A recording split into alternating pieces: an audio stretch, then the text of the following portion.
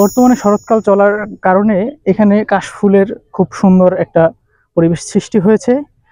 এখানে আসলে একটা মনোরম পরিবেশের মানে উৎপত্তি হয়েছে।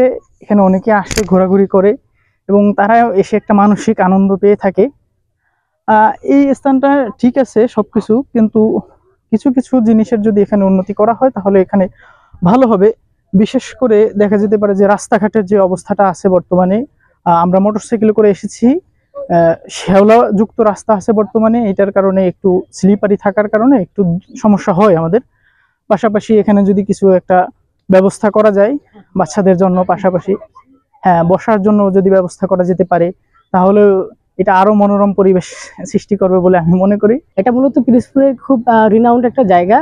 বিশেষ করে আমাদের দেখা যায় 6টা ঋতু, তার একটা ঋতু এখানে দেখা যায় শরতের যে মূল আকর্ষণ কাশফুল, এটা দেখার জন্য সবাই এখানে আসে।